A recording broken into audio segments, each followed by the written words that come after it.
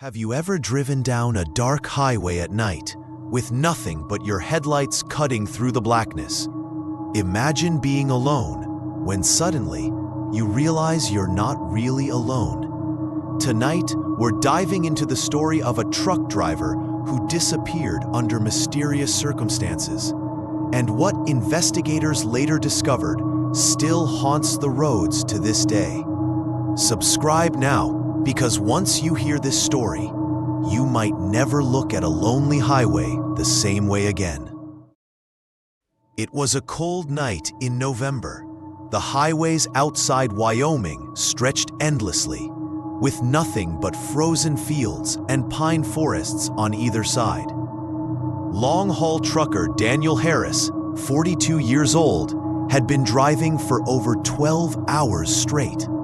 He was used to the silence of the road, but tonight, something felt different. Daniel was hauling cargo from Salt Lake City to Chicago. He had made this trip dozens of times before. But around midnight, as he crossed through an isolated stretch known locally as the Devil's Pass, he felt his stomach tighten. The air felt heavier. The road was empty.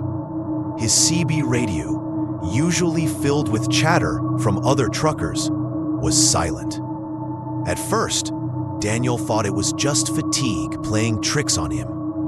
But then, in his rearview mirror, he noticed a faint light. Not headlights, but a strange bluish glow flickering in the distance. Every time he blinked, it seemed closer. Daniel reached for his thermos of coffee, but his hand shook slightly. He rolled down his window for fresh air, but the cold wind that rushed in didn't feel refreshing. It felt wrong. The pine trees swayed unnaturally, as though they were leaning toward the road. A few miles later, Daniel's headlights caught something on the side of the road. At first, he thought it was a deer, but as he slowed down, his heart skipped. There was a woman standing by the road in the freezing cold, wearing nothing but a pale white dress. She raised her hand as if asking for a lift. Daniel gripped the steering wheel tighter. Every instinct told him not to stop. Truckers had told stories before, urban legends about ghostly hitchhikers who vanished when given a ride. But as he passed her, something strange happened. She was no longer standing on the roadside. She was gone. Shaken, Daniel kept driving. He turned on his radio again. Static. No voices, no music, just hissing static. And then, through the noise, he heard a faint whisper. A woman's voice. "Why didn't you stop?" Now Daniel's heart was racing. He told himself it was a prank or maybe exhaustion.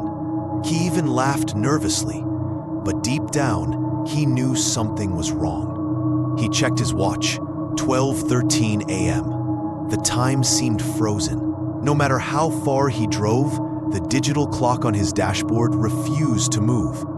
Just when he thought he could put the strange encounter behind him, he saw something ahead. In the middle of the road was the same woman, the same pale dress, the same blank face. Only this time, she wasn't asking for a ride. She was standing directly in his lane, staring at him. Daniel slammed on the brakes. The truck screeched to a halt. He covered his face, bracing for impact. But when he looked again, the road was empty. No woman. Nothing but mist and silence. His hands shook violently on the steering wheel. David's hands gripped the steering wheel tighter as the whisper echoed inside the cabin. He knew he was alone, or at least he thought he was. The long stretch of Route 666 ahead seemed endless, swallowed by darkness and fog. Suddenly, a thump came from the back of the trailer. It was heavy, like something or someone had just dropped inside. His company had told him the trailer was empty. But what if it wasn't? David tried to shake it off. Probably just the road, he muttered to himself. He whispered to himself, but the road was smooth, no bumps, no reason for a sound that loud. His heartbeat began to race. He switched on the cabin radio for distraction. Static, no music, just broken whispers coming through the speakers. The same voice that had called his name before. David's skin crawled. He slammed the radio off. Silence again. But silence was worse. It meant he could hear everything else. Every faint breath, every creak of the truck, every shadow shifting. Against his better judgment, he pulled over. The highway was empty, not a single car in sight. The fog was thicker now, pressing against the windshield, like it wanted to come inside. David grabbed his flashlight and stepped out. The cold night air bit into his skin. For a moment, everything was still, until he heard soft footsteps crunching on gravel behind the truck. His flashlight beam cut across the trailer doors. They were sealed, locked, but the sound, slow, dragging footsteps, grew closer. He whipped the light around, but there was nothing there. Just fog and silence. David's breath turned shaky. He muttered, "Just my mind, just the road playing tricks." But when he turned back, he froze. His heart pounded in his ears. He staggered back, nearly dropping the flashlight. How could that be? He hadn't opened the trailer once. Nobody else was on this road, unless something had been inside all along. The silence shattered. From inside the trailer came a low, guttural growl, followed by scratching. Nails. Long nails dragging against the metal walls. David panicked. He sprinted back to the cabin, slamming the door shut. His hands shook violently as he started the engine. The truck roared to life, and he floored the gas, desperate to get away. But the scratching didn't stop. It was inside the cabin now, right behind him. Slowly, the sound moved closer. He dared not look in the mirror, but his eyes betrayed him.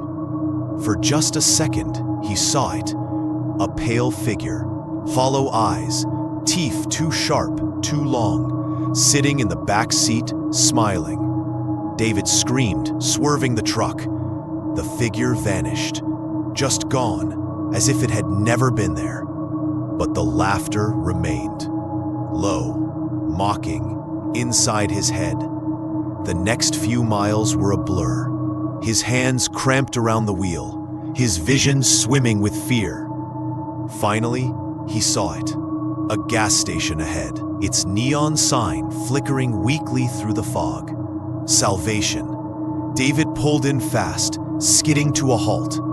The station looked abandoned, but the lights inside were on. He stumbled out, rushing toward the door.